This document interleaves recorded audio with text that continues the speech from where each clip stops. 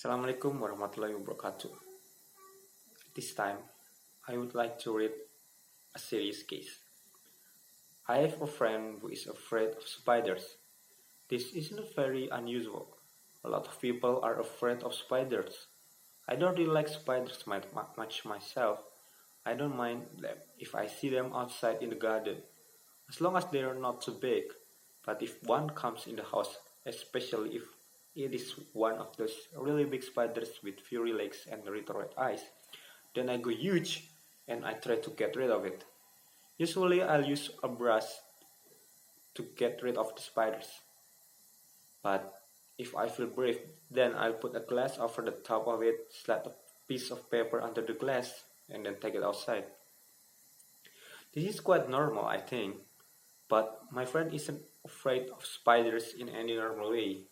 She isn't just afraid of spiders, she is totally, completely, and utterly terrified of them. When my friend sees a spider, she doesn't just go ugh or run away or ask someone else to get rid of the horrible creepy crawly. No, she screams as loud as possibly can. She screams so loud that her neighbor worry about her and think about calling the police. When she sees a spider, she shivers all over and sometimes she freezes completely. She can't move at all because she is so terrified. Sometimes she even faints. But my friend had a surprise for me when we met for the coffee last week. Guess what? She asked me. What? I said. I've got a new pet. Great, I said. What is? A dog? A cat? No. A budgie? No. A rabbit? No. What then? I've got a pet spider. I don't believe you. It's true. I decided that it was time I did something about my phobia. So I went to visit a doctor, a special doctor, a psychiatrist. Psychiatrist is specialist in phobias, helping people who have irrational fear to get better and live normally. He told me I suffered from arachnophobia. It is an irrational fear of spiders, he said. But 1 in 50 people suffer from a severe form arachnophobia. It's not very uncommon. Thanks, I said. But that doesn't help me much. There are lots of different ways we can try to cure your phobia, said the psychiatrist.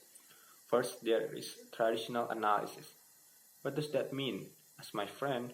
This means lots of talking. We try to find out exactly why you have such a terrible fear of spiders. Perhaps it's linked to something that happened to you when you were a child.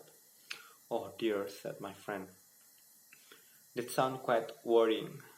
It can take a long time, said the psychiatrist. Years, sometime, and you can even pretend that it will be successful. Are there any other methods? Yes, some psychiatrists use hypnosis along with traditional analysis. My friend didn't like the idea of being hypnotized. I'm worried about what things will come out of my subconscious mind, she said. Are there any other methods? Well, said the psychiatrist, there is what we call the behavioral approach.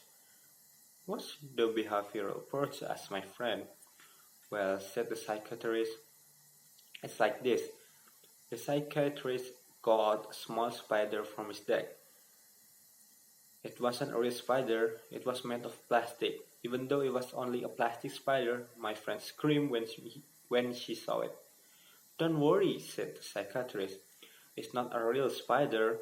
I know, said my friend, but I'm afraid of it just the same. Said the psychiatrist, serious case. He put the plastic spider on the desk. When my friend stopped screaming, the psychiatrist told her to touch it. When she stopped screaming again, the idea of touching the plastic spider was enough to make her scream. She touched it. At first, she touched it for just 1 second. She shivered all over, but at least she managed to touch it. Okay, said the psychiatrist. That's all for today. Thanks. You can go home now. That's it? Asked my friend. Yes. That's all? Yes, for today. This is the behavioral approach. Come back tomorrow.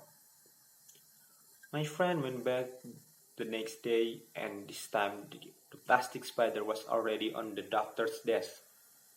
This time she touched it and held it for 5 minutes. Then the doctor told her to go home and come back the next day. The next day she went back and the plastic spider was under her chair. She had to move the spider so he could sit down. The next day she had the spider in her hand while she sat in her chair. The next day the doctor gave her the plastic spider and told her to take it home with her. Where do spiders appear in your house? Asked the psychiatrist. In the bed, usually, said my friend. Put the spider in the bed, he told her. My friend was terrified of the spider in the bed, but she managed not to scream when she saw it there. It's only a plastic spider, she told herself. The next day, the psychiatrist told her to put the spider in her living room. My friend put it on top of the television. At first, she thought the spider was watching her and she felt afraid. Then she told herself that it was only a plastic spider. The next day, the psychiatrist told her to put the spider in her bed. No way, she said. Absolutely not. Why not? Asked the psychiatrist. It is a spider, replied my friend. No, it's not, said the psychiatrist. It is a plastic spider. It's not a real one. My friend realized that her doctor was right. She put the plastic spider in her bed and she slept there all night with it in her bed. She only felt a little bit afraid. The next day she went back to the psychiatrist. This time she had a shock, a big shock. Sitting in the middle of the doctor's desk, there was a spider, and this time it was a real spider. My friend was about to scream and run away, but she didn't. She sat on the other side of the room, as far away as possible from the spider. For about 5 minutes, then she got up and left the room. See you tomorrow, shouted the psychiatrist to her as she left. The next day she went back, and this time the psychiatrist let the spider run around on his desk again. My friend stayed about 5 minutes and left. The next day she stayed for 10 minutes, and the day after that, 15. Eventually, the psychiatrist held the spider, the real spider with long furry legs and little eyes, in his hand. He asked my friend to come and touch it. At first she refused, but the doctor insisted. Eventually she touched the spider just for a second. The next day she touched it for a few seconds, then for a few minutes, and after that she held the spider in her own hand. Then she took the spider home and let it run around in her house. She didn't feel afraid. Well, okay, she did feel afraid, but it's only a tiny bit. So now I've got a pet spider, she told me again. We're done, I said. There's only one problem, she said. And as she poked, I noticed that she was shivering all over. Then she screamed and climbed up on the chair. She was pointing to something on the floor. Over there, she screamed.